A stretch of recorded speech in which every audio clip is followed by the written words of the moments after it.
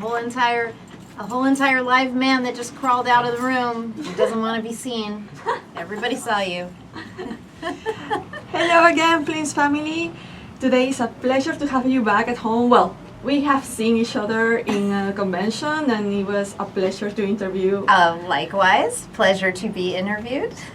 I love the idea to have you here because, well, we just proposed her. I can't say more things, but we just proposed her to be plan of a future project of Flynn's. I hope you say yes. I love being proposed to. I can't say no. So, Lisa Corrao. I love you saying Corrao. It sounds so much better. And that's the way you're supposed to say it, by the way. Oh, really? Yeah, that's the Italian way to say it. All my cousins get so mad at me, my cousins in Italy. They're like, what is this, Corrao? I don't know. My grandparents came over here and they thought that would be easier, for everybody, all the Americans. It's not. No, neither way is easy. When it has double R's, it's complicated. There's too many R's. There's too many consonants. Some people just give up on trying to spell it and they just throw a bunch of consonants at the paper and they're like, here, sure, that's something. Starts with a C. That's all you need to know. Well, I have to say, first of all, welcome to Flynn's. Thank you. I love this. I knew right away the reference. Yeah. Right? Flynn's is from Tron. Yeah. It's arcade. And, well, you have been in the industry for so many years. You have done so many things. For you, how everything started, if you have to say, when was your first time or the first decision you had to do? Because you were, what you said in your words, a funny teacher. I was a teacher. I was a funny teacher, yes. In middle school? Middle school, yeah. I taught middle school. And okay, so let's rewind. I was a funny teacher, but I always wanted to do something in the performance world, whether it's TV, movies, performing in some way to be funny, because I always liked being funny. And I always thought I would try stand-up, and I would tell my students when they would laugh really hard, I would say, you wait and see, I'm going to be a stand-up comic. And now those students will come to shows, so that's pretty cool. So for people that doesn't know, I'm really confused because I'm born here. Middle school is around 10, 12 years old? Yes, exactly. So they can be as young as 10, 11, and go up to as old as 15.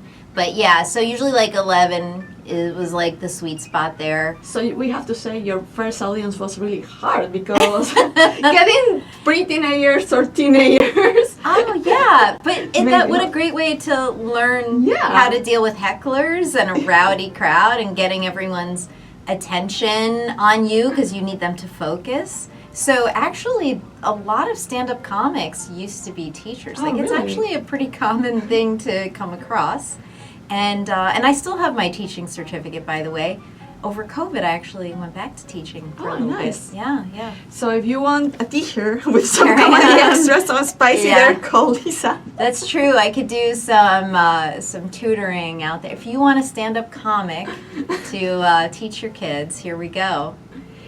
So what was the turning point for you in that position? You said, okay, I love what I do. I love my students. Yeah. God bless you for loving teenagers. Yeah. I do love kids. Yeah, I do love kids. But at some point, it's really easy to get burnt out as a teacher.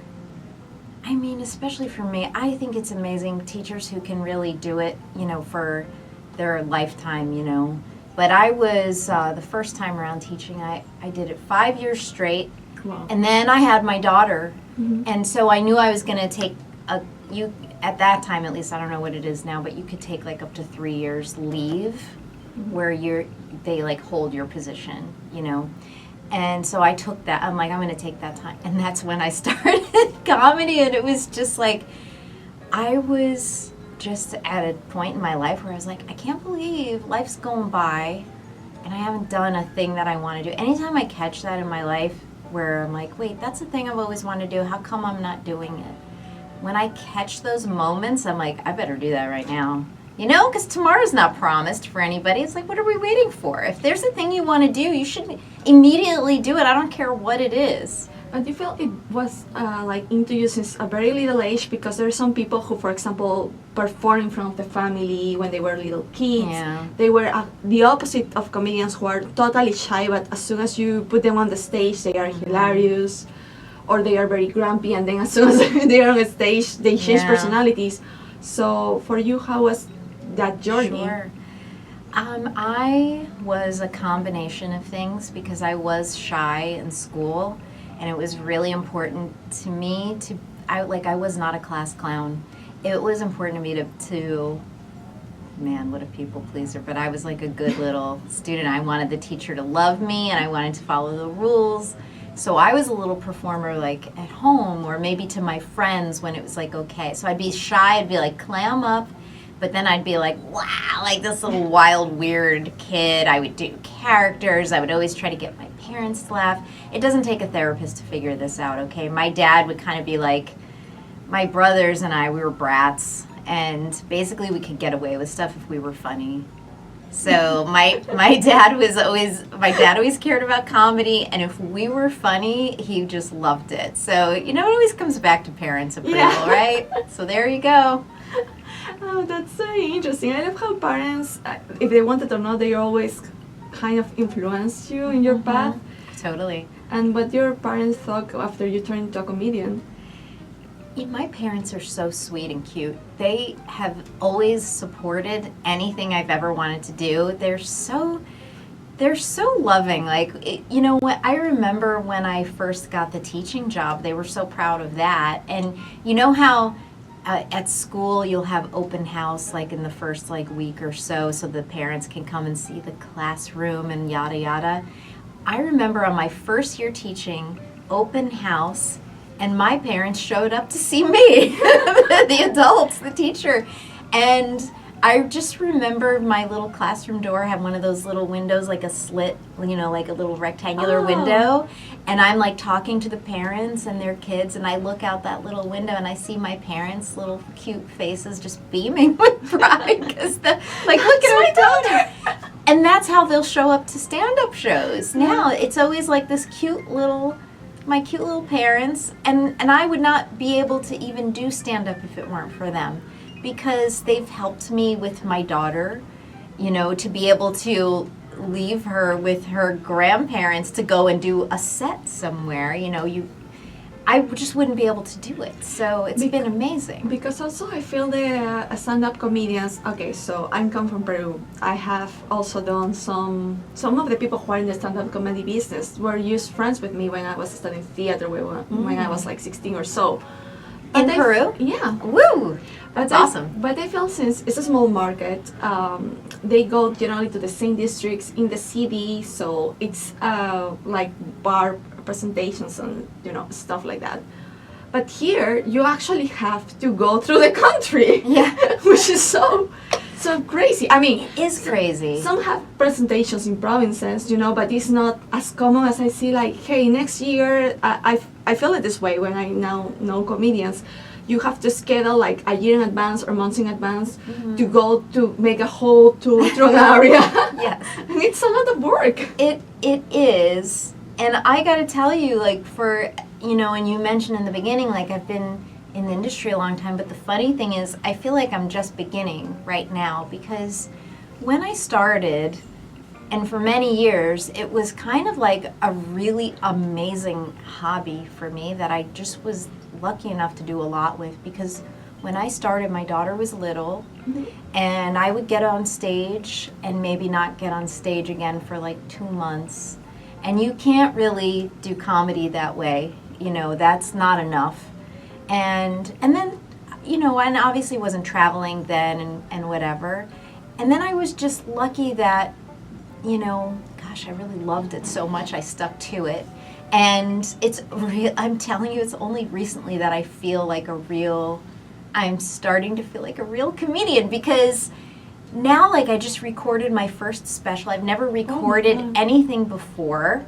And I have Patton Oswalt to thank for that, by the way, because he really, really encouraged me to do that. And my special was filmed the same time that his was. It's the same production. It was amazing, and it's not out yet, but we can can talk a little bit about that, but I'm like, whoa, I'm a real comedian. But it's like someone else had to see that in me first, like, you know, I've opened for Patton a lot, and then he would ask me, like, how come you haven't recorded anything? I'm like, I don't know. And then finally he asked it again. He's like, no, really. Like, I want an answer, like, why haven't you? I'm like, I don't know, I think I'm scared. Like, I've never done it professionally, really, before. I was going to say that. Remember when we met, I told you, you have a really good timing, and I feel it as soon as, even when you were not making comedy or jokes, your timing was like, no, I know she can make comedy, come on. Yeah. And then when, well, what I feel in this journey of watching comedians, generally, for me, when I studied improv, I make characters, so I was supported by a team. But when I see stand-up comedians, I feel it's sometimes more challenging because it's about your own experiences that you're going to share with the world. Yeah. And also, each experiences, some people will identify, some people will not, some people will feel offended, but it's your own experiences that are exposed to the world. So that I feel that's very courageous to do. Oh, thank you. I love that you see it that way. And what's funny about that is I see it the opposite way.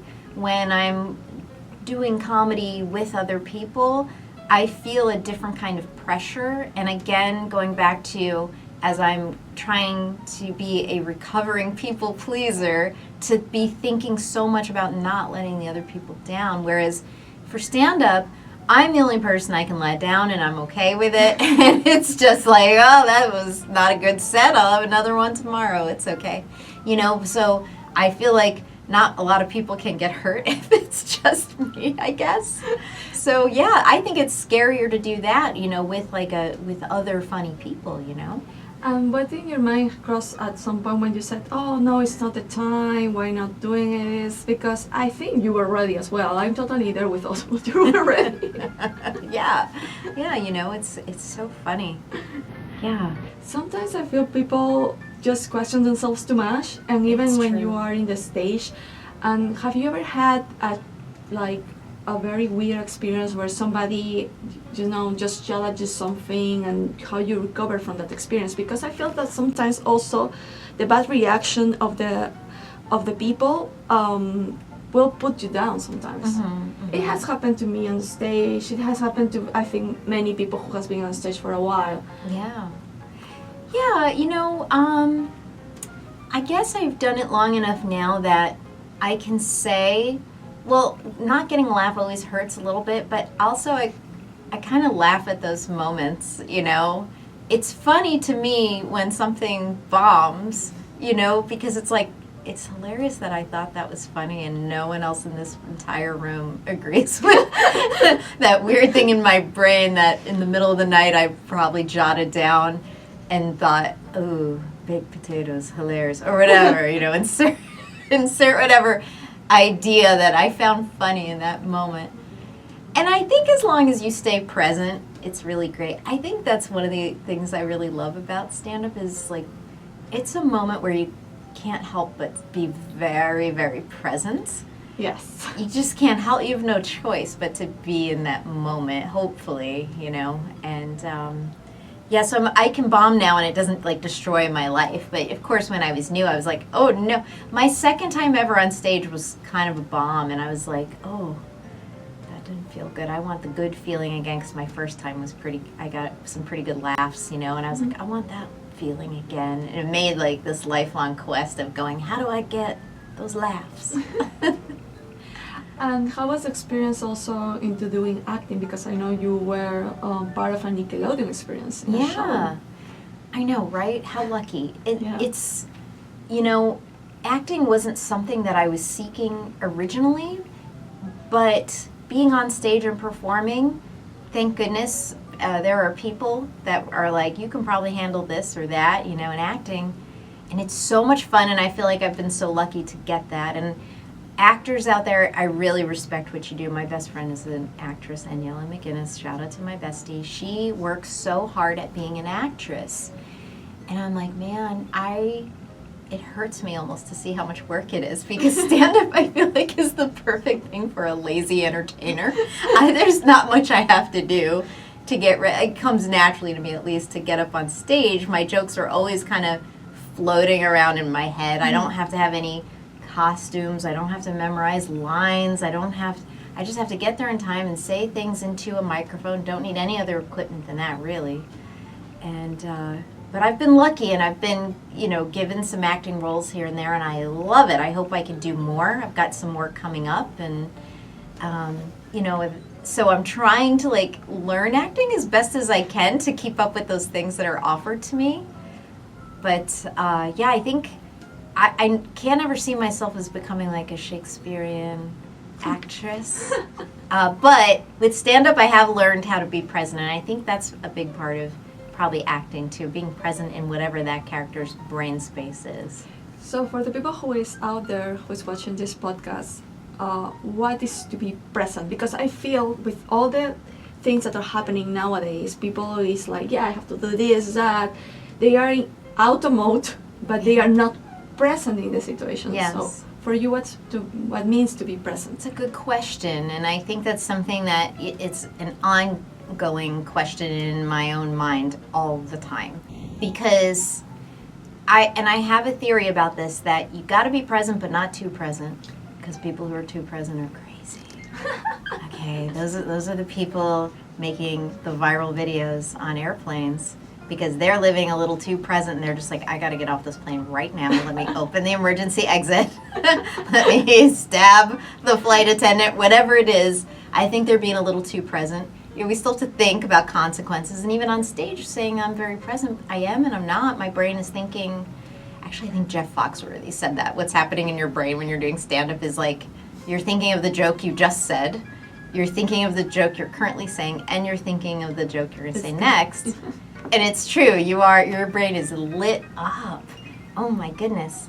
I gotta say, for someone like me, it's great, because I have a lot of anxiety, and I find that on stage I relax. Mm-hmm. And I think because the energy level is finally meeting in a balanced place, where I have all this energy all the time, and when I'm doing stand-up, it's now I'm finally using that energy somewhere, maybe I'm an adrenaline junkie, I don't know, because I like things with a lot of energy. And then I crash, by the way, and then you won't hear from me for 3 days. Where's Lisa? I'm hibernating somewhere, right? Then you go to sleep. Exactly. They say that's an ADHD thing, and well, here we are. I know everyone's getting diagnosed with that lately, right? That's the trendy. And I'm so mad, because I was diagnosed with it. I'm like, I'm going to be in a minority here, finally. And no, every other person's like, I got it. Yeah. Well, talking about that, actually, mental health and everything, that's also how I feel about acting and, art in general. It's always like a tool for some purposes to just receive all these, new activities and open your mind. So why you think, even though it's a great tool to help people are still afraid of comedy sometimes? Because I even heard in some people from other actors and actresses that they went to drama, and then when they said, oh, let's do comedy, no, I can't do comedy. I'm like, what? Who can do comedy? Yeah, they can't do comedy, performing stand-up, you mean, specifically, or in any general, kind? They are afraid. Or I realized also in some introduction to improv or so, that you just study with people who are not in anything of theater stuff, that they're just too afraid to be ridiculous or tell their stories. Why you feel people is so afraid of comedy? It's a good question. It's probably different for everybody, but there is definitely, a risk you're taking of looking weird, looking like a weirdo. There's bombing, and then there's bombing when you're doing a wild act out, and it's almost a different feeling. I just had the stool. I was just holding the stool above my head, and screaming, and no one laughed at that. And then there's just bombing with a one-liner or something. It's a different feeling. I don't know why other people would be afraid of it. Some people are really perplexed by my calmness on stage. I think that's another thing too. The public speaking aspect of it is a whole other thing. But comedy is a risk, right? in drama, you don't necessarily need to have an audible reaction. Yeah. Okay, where to know if it worked or not, right? It could be an internal response that the viewers are having. But comedy, it's like very obvious if it didn't work. And it can feel like a rejection, and nobody likes rejection, that's for sure.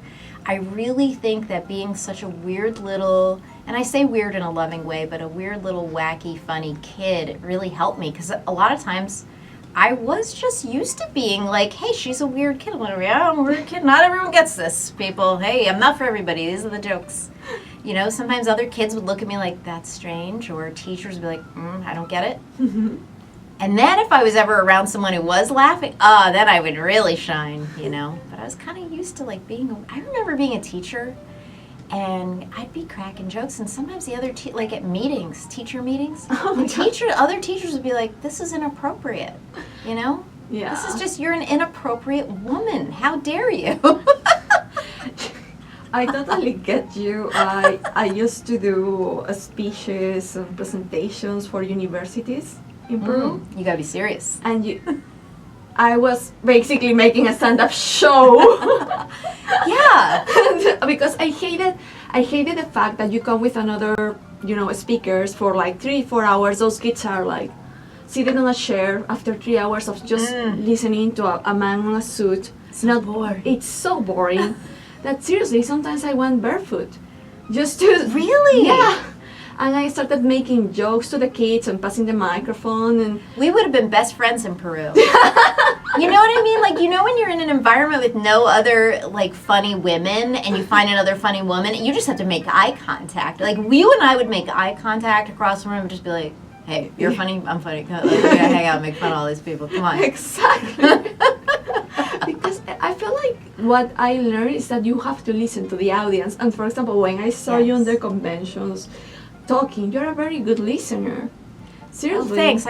I try. Sometimes I'm not. I'm trying really hard because Because my brain's going in 1,000 different directions, just so you know. So I'm like, I'll catch myself in another world 10 different times in our conversation. I'm like, come back, Lisa, come back. Because you have to be a monitor for those all these different audiences and all these different celebrities for conventions. And sometimes I'm like, when I listen, I was like, why nobody makes a question? But then you wait for him, you summarize what they are saying, and you continue. So the first time you had to do it, or you remember the first time they called you to do it? Yeah, to like moderate a panel at a convention. Yeah. So basically, off air, we were talking about this a little bit, doing conventions and whatnot.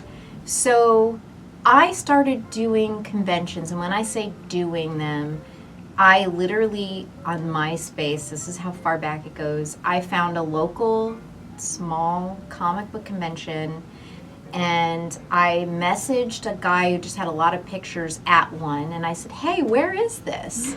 I would love to go to it and see if they need stand-up comedy. Like, really, just offering to do it for free to this random person on just harassing someone. And it turned out he was the guy running it, Mike Broder. And he was like, yeah, come and do a stand-up show for no money. I was like, can I be a judge in the costume contest? Like, I wanted to be in the world and involved in it. And that's how I started, right? Just showing up to them and just being like, I would just want to be in this space and tell my jokes here and do whatever else. Like, this looks so fun to me. And eventually, like, they would need a person who could speak into a microphone. Which is me. Hello, here's the lady willing to do whatever because I like these. And so they would start asking me to do those. And I was not very good at it at first, just so you know. I would go for the joke. I would be a stand-up comic. And when you're going for the joke, doing that, you're making it more about yourself than the other person. So I had to like kind of learn, okay, it's Lisa, settle down, try to listen to them and try your best to respond to them, which they say is like for acting too, which that's like the key, right? To listen and respond. So that's what I try to do when I host those. I try to really listen, and in my mind, I'm very visual. Like, I try to like pin things. I'll even sometimes literally say, let me put a pin in that. And I'm picturing a board with a pin with a note of going, don't forget to talk about, you know, when they were in this movie or that movie or whatever. So that's how I got into it. That's how I've gotten better at it over the years. I haven't done it as much lately because I'm on the road mostly doing stand-up now, but there you go. So how is the road nowadays? How do you feel the audiences are reacting to all these new comedians? And also this idea, I call it in Spanish, and please don't get offended about this, because many people call it like this, crystal generation, you know, like people get offended so easily. So how is the, how you feel have evolved this world of comedy? Yeah, with getting offended, I mean, we're all human, and none of us are immune to getting offended at something, even a stand-up comic. Now, while I could make jokes about mostly anything, you know, there would still be some lines for myself. There's still things that are precious to me. So, you know, how do I deal with it? Well, it's definitely never my intent to offend. I will say that. And I don't like it, to be honest. Like, I don't want, if I make someone feel bad, okay, let me keep an eye on my language. I'm not making someone feel bad, but if one of my jokes triggers someone in some way, I do feel bad about that. Because my intent is to make people laugh, and I hope that people find the funny in what I've said, and I don't mean to be harmful in any way. So if I notice that it's becoming harmful to someone, it breaks my heart a little bit, honestly. So I'm aware of that. I know that some audiences are more delicate than others. I do try to listen to that. And honestly, I know that they call it woke and they call it different things over the years. It's changed. They used to call it snowflakes and whatever else. But I think there is something to how language evolves, to how reactions to things evolve, to where society is at the moment for being sensitive about some things. It doesn't mean you can't joke about it. I like being aware of it, though, and go, well, why does this group feel this way, you know, and am I being sensitive to it? You know, I not that I tiptoe around it, but I like learning about that stuff and understanding it, and I look back at some of my jokes and cringe and go, I'm glad I evolved from that person. You know, at that time it was okay to do an impression of a race or an impression of, you know what I mean? Like that, to me now, I look back at some of those jokes and I go, man, I'm glad I'm not that I'm glad I learned to, you know, tiptoe a little around certain things. I don't want to offend you out there. I don't. I think also that's something very important, as you said, the intention, you know, that there's behind things. I don't feel stand-up comedians are going to be on a stage and trying to damage, you know, the image of somebody or, you know, or because I remember once I was in Diana Improv, I was watching these comedians, and well, there are also a lot of Latin people here in South Florida, so a few. Yeah, but this is the funny part. So when the comedian said something about Latin people or Hispanic people, most Americans laugh, most of us Latins laugh, and some of them didn't laugh. When they talk about a specific Latin country, all Latins laugh except that country. I see. I realized, for example, the people behind me were Puerto Ricans when they made a joke about Puerto Ricans. They're like, be careful. And I felt most Latinos get the joke. And the Puerto Ricans behind us were like, oh. Yeah. But I felt like, come on, people, it's a good joke. And if they do about my country as well. Yeah. And I remember even that once in an episode of Modern Family, Sofia Vergara make a line about, the person, the character of Jay always was bugging her about being Colombian or Latin or whatever. And she said, like, if we were Peruvians, do you know what happened? That became national news in my country. Whoa. Like, what she said. Sofia Vergara is like, Sofia Vergara is an actress.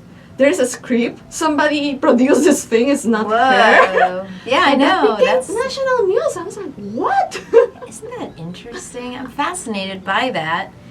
And I don't know. The reason why I tried to listen to these conversations is because my own personal line is not like a normal person's line of what I can make fun of alone with my other stand-up comedian friends. And when I say make fun of, make jokes about, it might seem very dark, it might seem cruel. Not that we intended that way, but we really find humor in the darkest places because that is our own coping mechanism. We could be at the funeral of someone we loved and be funny. My own grandmother's funeral, which I spoke at, I had everyone laughing and crying and laughing, and to the point that my aunt was like, will you speak at my funeral? Like, I'm like, oh, I'm getting booked over here. Look at this. This was actually before I was stand-up. Also, she works for funerals now. Hey, who books that? But that's you can't say I didn't adore my grandmother, but I can make jokes for my own coping, but not everyone else is going to cope that way. So I note it, let's just say that. I don't want to just completely dismiss other people's feelings. I do like being somewhat aware of it. It doesn't mean I'm going to change my act necessarily, but sometimes I do and go, yeah, maybe it is time to update that sort of old thinking. Maybe. I just like being open to it, So, there. It's very interesting how I feel comedy release you for so many ways and save you for, like, everything somehow. For you, what's the best gift that comedy has given you in your life in this, all these ways? I love this question. The best gift that comedy has given me? Oh my gosh. I can tell you that comedy has given me the life that I want. And in that, I'm able to travel. I'm able to have new experiences all the time. I've met almost all of my favorite people through comedy, minus my family and my daughter, of course, but all of the people that I love outside of my family, it's been somehow through comedy that I've connected to them, and it's given me the best life. Mm-hmm. I love my life. I got to tell you, when I started comedy, and it probably helped me start, because you know how a lot of comedians are depressed. That was me. That was me when I started. I was depressed for a lot of my life, and really, really bad. And I've worked on myself enough that I can say I love my life. I'm happy. I'm enjoying all of it. I'm finally doing comedy like a real, professional comedian, and not just a hobby that I do it when I can, and it's pretty cool. So what does comedy give me? The gifts? Oh my God, everything. I mean, my 50th birthday was March 20th this year, and I was on stage in a theater called the Flynn, actually, with Patton Oswalt, and yeah, that's the Flynn. That's where we are. At Flynn Arcade, and I wept. I actually wept tears of joy on stage. I'm almost feeling the emotion now because I told the audience, I said, this is my 50th birthday, everybody. I can't think of a place I'd rather be than right here, right now. And, oh my gosh, I gotta tell you, like, I'm a very sensitive person, and I don't mean that in a bad way. I think creative people are sensitive. They tell you, get a thick skin. I don't know if that's good advice, thick skin. To be creative, you gotta have a thin skin. I have the thinnest skin ever. I feel everything, which is why I used to be depressed. But let me tell you, the highs I feel are like so blissful. I felt so blissful on that stage. I'm like, I'm really with Patton Oswalt. First of all, right there, mind-blowing to me because he's brilliant. I kind of rolled the B on that somehow. Brilliant. He is brilliant. I love Patton Oswalt, and he is a sweetheart. I'm on this big stage, and I'm doing what I love, telling these weird little thoughts to these people, and they're laughing. I'm like, can life possibly get any better than this? And then I'm afraid, is an anvil going to fall on my head right now that I've just acknowledged this is like the greatest thing ever? Like, is something bad about to happen? I love what you said about how you can connect people through comedy, and how also even in the darkest jokes, because actually I always tell people that that's how I realized I fell in love with my husband. Really? He said a really dark joke that I can repeat on social media because otherwise we will be bad. You'll get canceled immediately. Yes, for sure. But even my grandma, But I said, okay, I think this guy has this really, really dark comedy that I loved, because I'm the kind of person who, because of the story and everything, can find love even in the hardest moments of life. Yeah. And that's actually, I think, a gift for some people like me, because I feel it's a gift, but also for some people it's like, what? But I prefer to connect with the people who it's a gift with.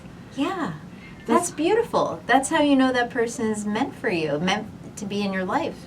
It's like when I talked about my best friend, Aniela, that's exactly how we met. You know, as she's an actress, I had just signed on with this agency at the time. We were with this agency, doesn't exist anymore, but they were having like an open house kind of a party at their new office, and they represented a lot of models. Now, models in South Florida are, models anywhere are gorgeous. South Florida models, look out. They're like from another planet. Yes. I'm like, I'm not even the same species as you. Like, what? I feel like a weird little boy, and you're like this tall giraffe-like. I was going to say, we're tiny.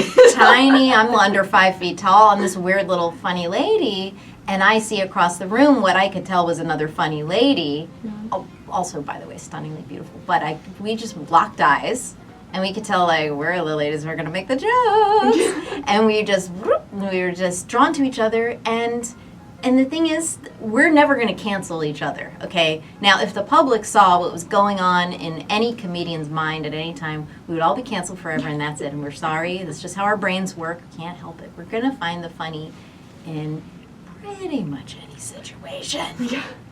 Yeah, we're not trying to hurt anybody. It's just how our brains work, you know? I really admire the comics who can just do that, by the way, just be unfiltered. There's not too many out there. Now, I got to work with Gilbert Gottfried and tour with him, and he was one that unfiltered, baby. Completely unfiltered. But he did get canceled, right? Like, he got famously canceled from the Affleck commercials. Oh, yeah. Totally unfair, by the way. Again, I don't feel the intention of a comedian is to damage somebody, but also you have to find comedy in the darkest ways, because that's the only way, actually, I think humanity can survive, to be honest. And Gilbert was the sweetest person. I can tell you that, you know, he wasn't trying to harm anyone. He just would make the joke at anything. And that was that, you know. He was making jokes on his own deathbed, you know. So if you're going to make jokes like that at the expense of yourself, you're going to see, your brain's going to work that way with everything. And, oh my God, he was completely unfiltered. And I admire that. It's so inspirational to me. I can only do that to a point. And when I witness it in someone else, I'm like, of course companies are going to cancel you. I love it. It takes too much production to go on tour, and who chooses who is coming with me, or hey guys, I'm open mic, come with me, or how that works. Yeah, how does it work to like tour with someone, you mean? Yeah, like hey Lisa, are you available? Let's go. Yeah, you know, I kinda, yeah. So the way it works is I always think one thing that you do is probably going to lead to another thing, okay? And eventually when you're doing a lot of things, it'll probably lead to a lot of other things and grow from there, a little pyramid scheme of life, right? And with Gilbert, I was working with Jeff Ross. I've worked with him a bunch when he's so funny. I've worked with him a bunch. Gilbert was really good friends with Jeff Ross. And one of the times that I was working with him at the Fort Lauderdale Improv, formerly Dania Improv, Gilbert's wife, Dara Gottfried, was there. And Dara really watched my sets and was like, oh man, Lisa's really funny. And also I like Lisa. I think Lisa should tour with Gil. Because I don't know if Gilbert ever watched any of my jokes. I honestly, to this day, I do not know. He must have, clearly, because after we were touring for a while, you know, then he was going on after me. But it was Dara that made that decision, you know. And his wife was like, please, like, take him, keep an eye on him. He needs a little guidance. And I'm like, give him to me. Like, give me this treasure that is Gilbert Gottfried. I would be happy to keep an eye on him, to help him in whatever way, and to get the honor to work with him. Are you kidding me? So that's how that happened. But every gig leads to another, word of mouth, kind of like in any business, right? If word of mouth, hopefully you made someone laugh or made someone like you, and then they'll offer you. So it's like meeting you at a convention, and now I'm here doing the podcast, right? One little thing led to another little thing. And with Patton, I'll tell you how that happened. We used to have a comedy festival in South Florida. Nice. Called it was the South Beach Comedy Festival that Comedy Central did. Oh. And they would do local showcases. And there was one local showcase where it was like a competition, and, basically getting to the top of these little competitions all the time. I would try to enter every contest back then, and oh my gosh, they would be so frustrating and heartbreaking all the time. But I always tell people, don't do contests. But I would do them. Anyway, I just became like one of the local comics that then the person running, shout out to Aubrey Kessler, amazing woman who ran that festival. So Aubrey would use me as one of the go-to openers for the big acts coming in. And she had a video of my set and would offer that out to comics, like, hey, here's one of the choices. And in that set, I had a couple of comic book or superhero references and probably a horror movie reference or two. And anyway, it Patton saw it, and it made him laugh. And I opened for him the first time there. And it was at the Jackie Gleason Theater. What do they call it now? In South Beach, the big theater there. Anyway, it doesn't matter. It's always going to be the Jackie Gleason Theater to me. And that's how that started. Like, one thing leads to another, right? So I've just been so lucky. So freaking lucky. And even times when I wasn't lucky, you want to know what saved me? I just love comedy. I'll just go out to a bar and tell jokes. It doesn't have to be a theater. It has to be a mix of what you love and also how much work to put an effort on things, right? Yeah, it's really true. I mean, I don't think of myself as a hard worker at all. Like I said, I think stand-up is the laziest kind of performance. When I think about what a musician does, they got to carry heavy instruments and rehearse, and you have to carry yourself. Outfits, and there's a whole band to coordinate. I could never. It's too much work. But it also could be difficult too. Sometimes maybe you didn't have the best day, and you have to be on a stage that night.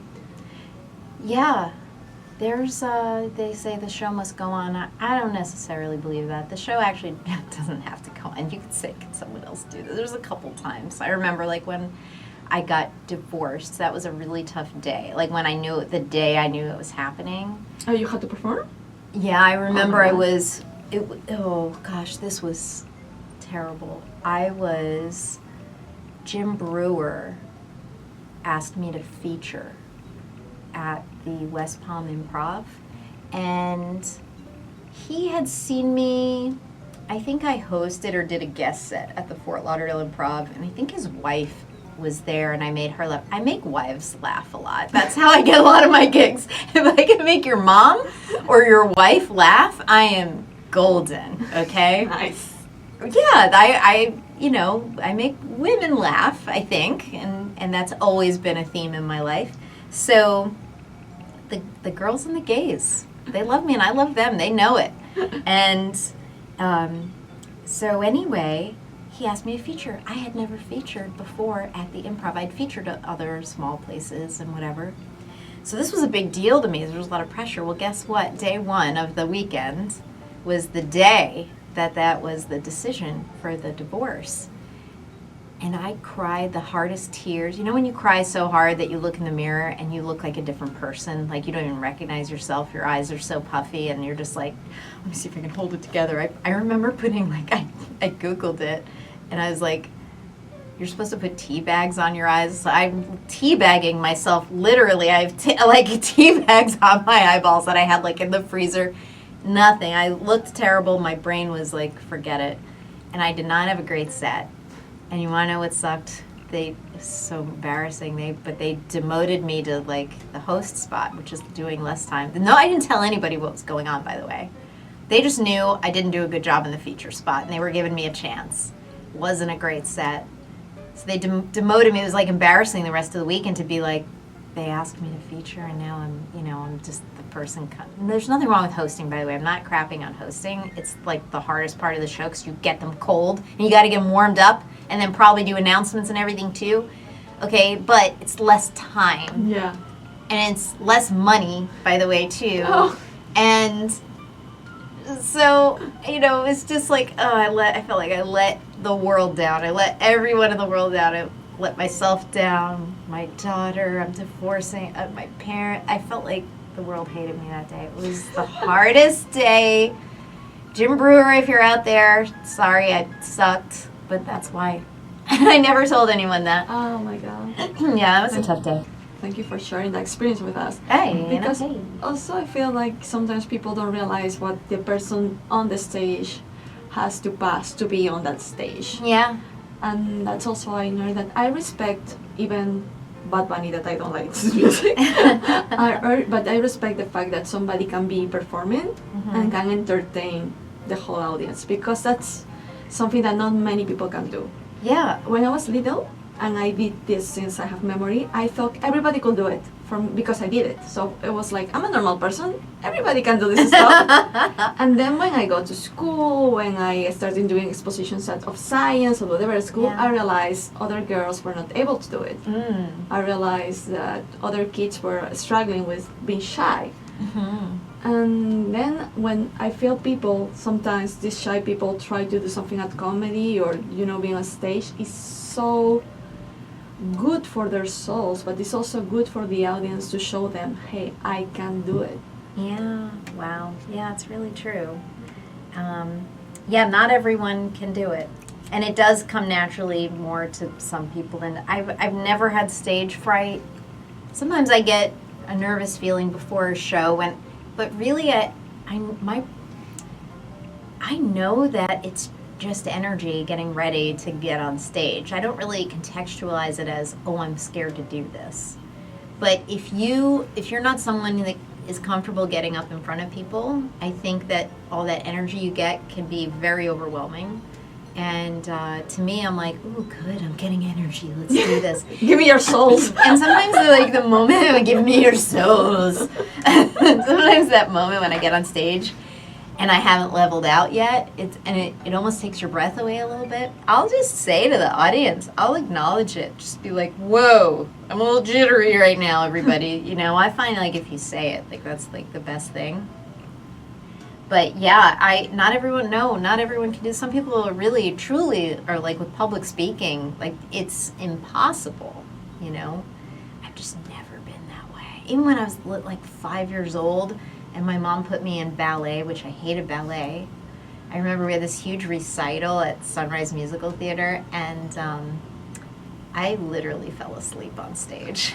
I was like this night owl kid that would stay up and watch like Letterman and Carson with my dad without my mom knowing. My mom would go to bed early, and my dad would keep us up to watch comedy stuff.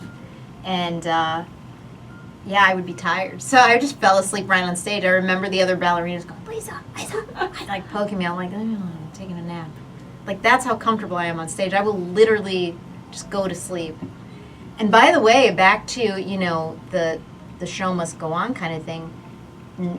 Now, if I were going through a divorce now, and I'm not married, so I'm not in danger of getting divorced, but if I were going through that now, I would just say to the audience what exactly was going on. Like, I've learned to this point that it's okay to just say the thing to the audience, and I like I said, I wept on my birthday. Like, I'll cry now on stage if I'm talking about something that's emotional, one way or the other, happy or sad.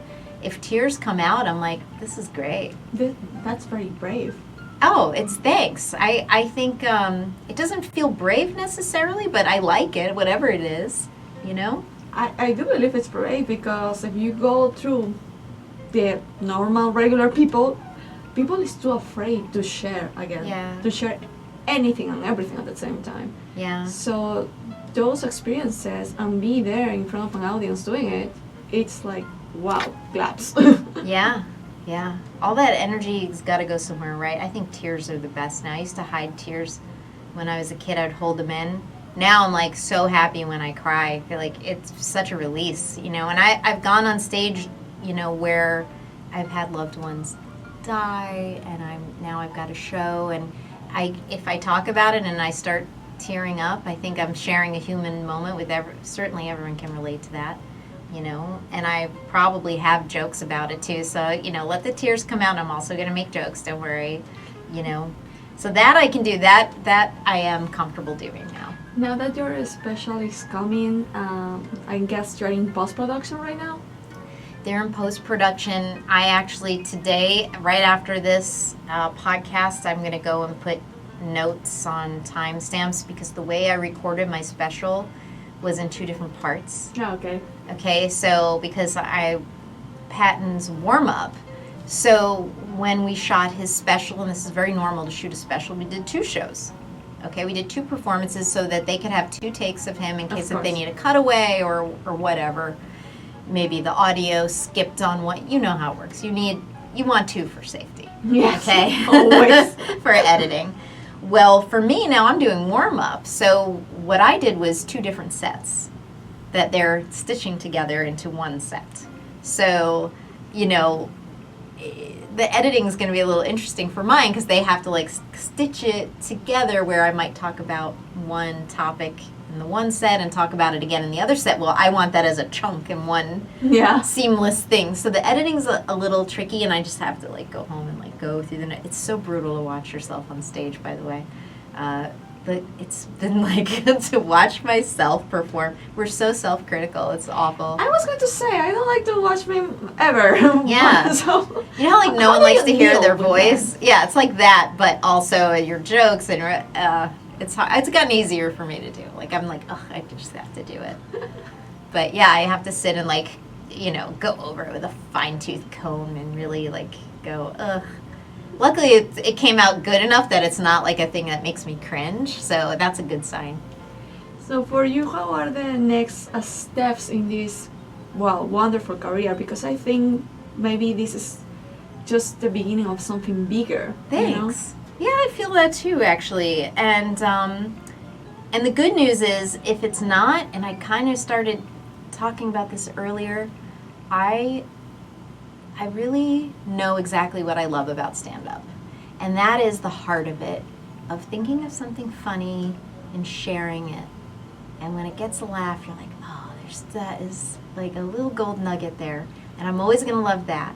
So no matter what happens tomorrow in my career, I will always you can always find a bar with a microphone, right? But what's next for me? I have some voiceover that I'm going to do.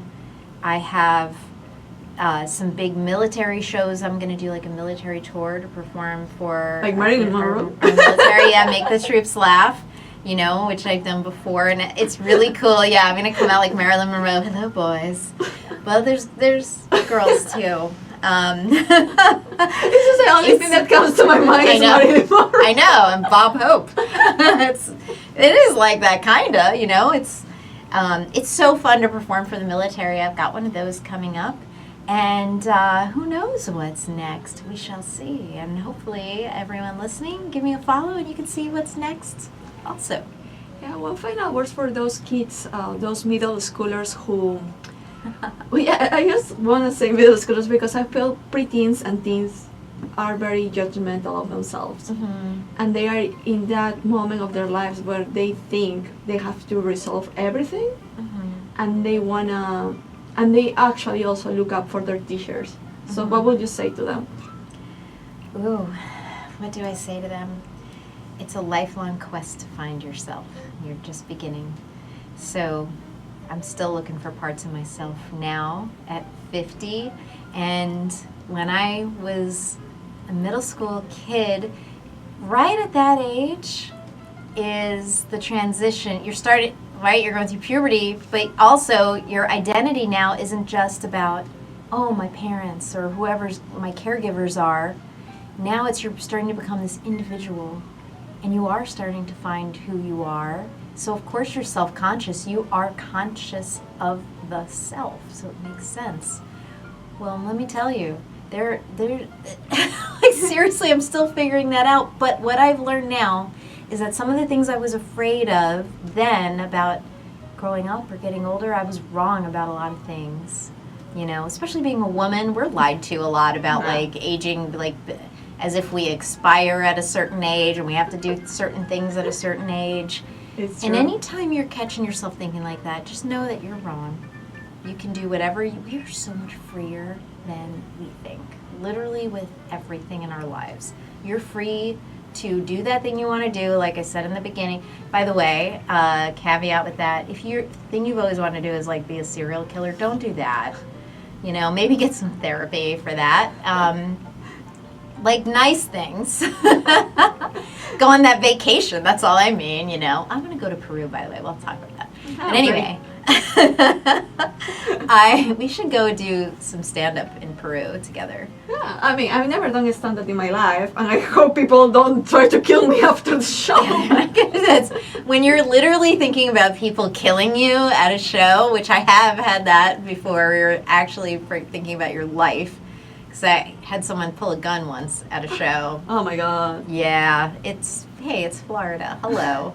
Oh yeah, it's always... Yeah. But listen, but follow your dreams is like such a cliche thing to say, but actually think about that Yeah. thing you want to do in your life and what is actually stopping you from doing whatever that thing is. So to all you little kids out there listening, no, but really, you know, middle school kid, what would I say? You're so much freer than you think. You know, find that thing that makes you happy. And if you're 50 like me, also same thing. Where can we find you on social media? You can find me at, if you can spell my name, which you can't, so give up looking for me. Just don't even do it. It's Lisa Corrao, Corrao, like Corrao. And yeah, that's me on all my social media. I'm learning to get better with social media. I've said that since I've started, so I'll do my best out there, everybody.